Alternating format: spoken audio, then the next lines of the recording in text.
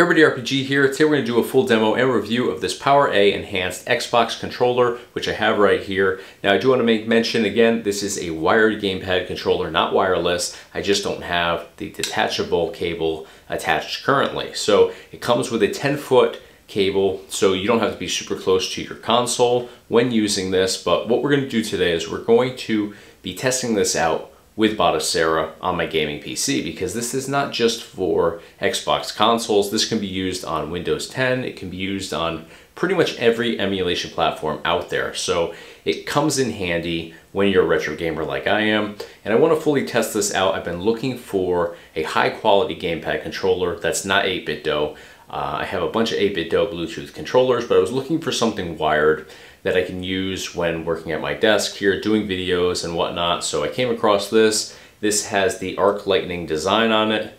PowerA makes a bunch of these controllers with a bunch of different designs. This one just happens to be a cool one that just kind of appealed to me. So I'm going to be testing this out. We're going to first take a quick tour of this controller. We'll walk through the different functions and features on here, and then we're going to dive into Batocera and test this controller out with a bunch of different games from different retro gaming collections. So I also have a mapping tutorial actually for RetroPie and Batocera, which I'm going to put a link to in the description of this video in case you do pick up something like this, or even if you don't go with the PowerA and you want to use a Xbox style controller with either of those emulation platforms.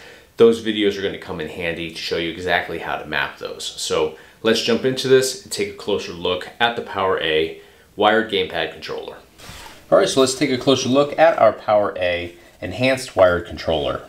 So this is obviously an Xbox style controller here, but it works with more than just an Xbox console. It works on Windows 10, works with pretty much any emulation platform out there like RetroPie or Batocera, which is what I'm actually going to be using this for. I'm going to be using this mostly on Batocera, but I am going to use it with RetroPie once in a while too. And I don't have this plugged in currently, but this is a wired controller. This is not wireless, so I do want to make mention of that. I just don't have the wire currently placed inside of this, but it comes with a 10-foot wire, so you don't have to worry about being super close to your console or PC, whatever you're using this on.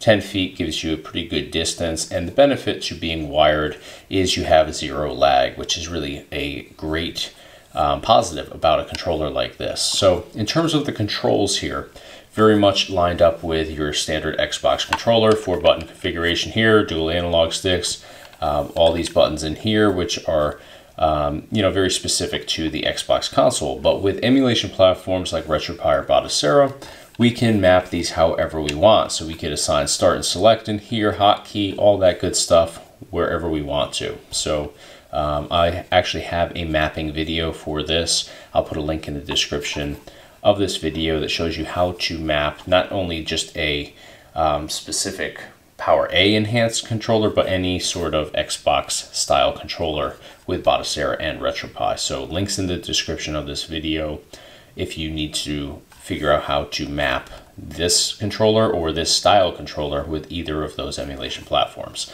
But moving on here, we also have the dual analog sticks here. Really nice ridge around each of these too, so you can hear me just slide my finger over it. It is ridged and non-skid, so you're not going to have to worry about sliding off of these or anything like that. Really a great feel here. D-pad works super well. Always loved the rolling ability here. Easy to navigate, on those diagonals, which is what I really get a little bit picky with in terms of D-pads. Now, down here we have a volume control, which is a great feature. This right here is our jack for headphones, so you can adjust your volume right here externally, which is great, especially on emulation platforms, because all of our emulation collections, can be from various different years or even decades, so they're not going to have the same audio levels. So some games you're going to want to make adjustments on, or collections, and then you jump into another one and the volumes may be way lower or higher. So this definitely comes in handy. Now, going up here, we have standard shoulder buttons here, trigger buttons here. We have our functions as well in the analog sticks, which I should have mentioned. Now, flipping this over, You're going to notice we also have some buttons inside here, which are great to have. We could actually map these if we wanted to use these in place of triggers or shoulders, whatever we want to do here. Extra functions within Emulation, in RetroArch, whatever you want to do. It just gives you some additional options to utilize these. And they're laid out really nicely where when you hold this, I'll show you just looking down here, it happens to be right where my middle fingers sort of sit. So if I don't have them mapped, then I can hit them during games all I want. It won't do anything. But if I do want to utilize those and map them, the placement is phenomenal. Again, this is just how I would hold it, not even thinking about those buttons there. But if I just pinch my middle fingers in, it just is perfectly laid out exactly where they need to be. So I love that about this particular controller as well. I did remap these as well as shoulder buttons just to kind of test out the feel to it. And it does take a little getting used to because I haven't used any controllers that have a button back there, but it does work really nicely. So it could be a cool way to add a little twist to your gaming experience if you want to incorporate some controls that, you know, we typically don't have on most gamepad controllers. So moving on from all of that, again, there's no battery here. This is where you would typically have your battery portion on a regular controller of this style. The fact that this is wired, you don't have that, so that is certainly worth mentioning. Now there's also this ribbed sort of texture here where you'd be gripping on too, so it does give you that added support and ability to not have to worry about this sliding out of your hand. So definitely a great feature to have on here. So that's pretty much it in terms of the layout here and all the different functions and features of this particular controller. So we're going to actually plug this in. We're going to jump into Batocera today, and I'm going to test this out. We're going to jump into a handful of games. You'll be able to see exactly how this looks and feels as I advance through some of my favorite games in a bunch of different retro gaming collections. So let's jump into that.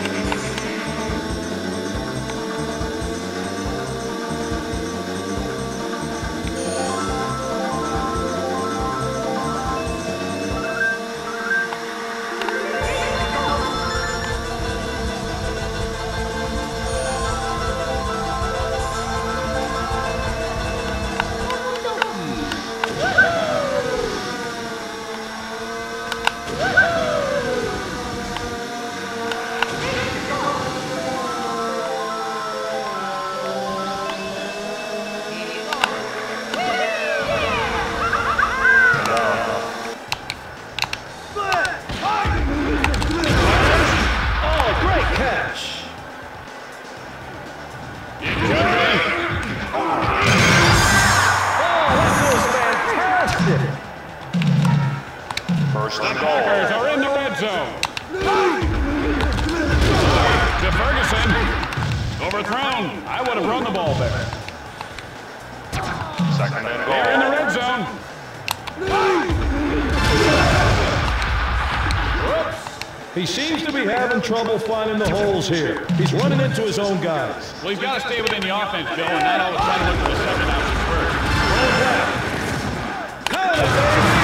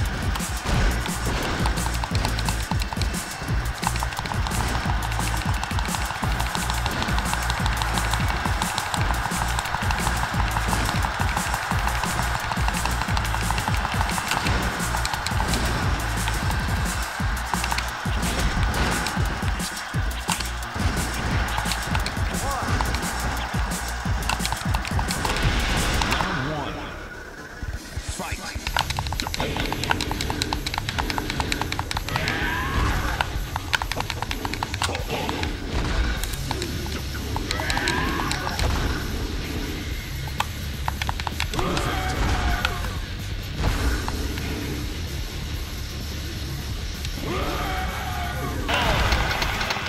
draw. Shooting from the slot. He scores! He's heating up. Messier! Shooting change. Blocked it. Wyatt. Overtime. He centered it. Shooting pokes at it. Pokes at it.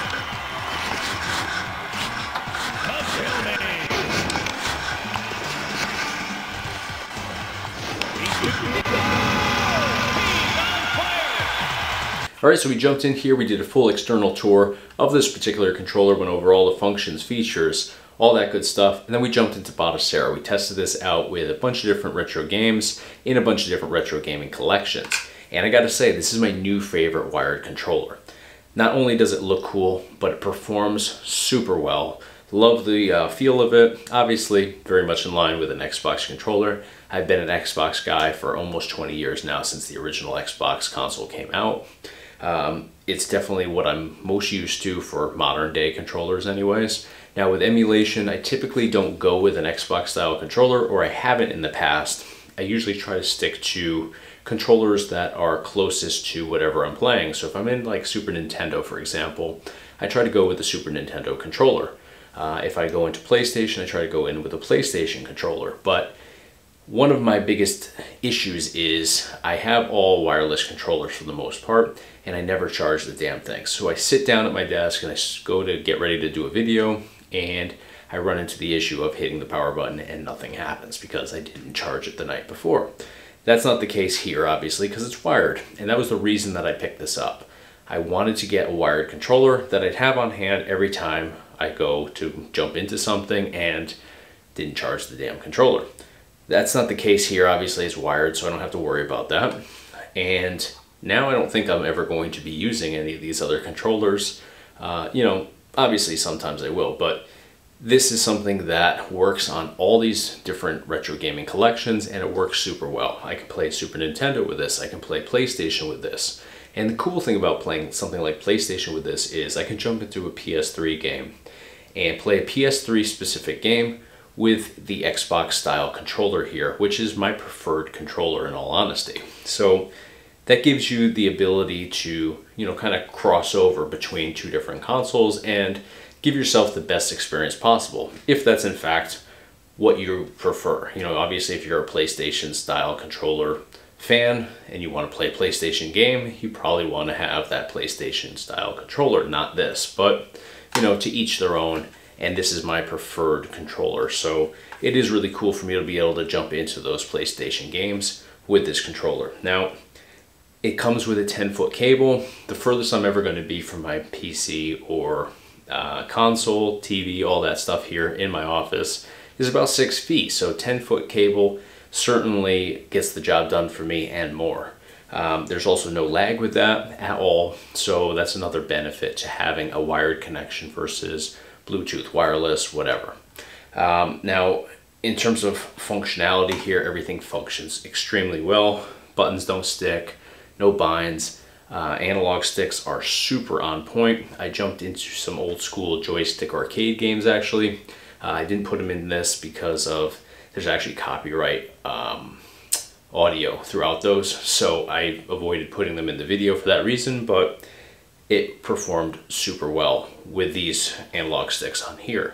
So of all my gamepad controllers, these are the best analog sticks I've come across so far. So love that about this. And then if you're into the microphone and audio controls there, I'm not really going to be ever using that personally, but if you are somebody that is using that, that's definitely a solid benefit to have that toggle control there to adjust the volume and all that. So love everything about this PowerA wired controller here. I'm going to put a link in the description of this video.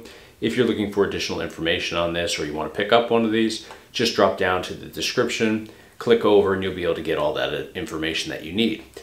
I also have links, which I mentioned in the beginning of this, for mapping videos that I've done. So if you need to map this with RetroPie or map this with Batocera, you're going to find links in the description of this video to help you out with that process. That's going to do it for today though. Highly recommend this controller.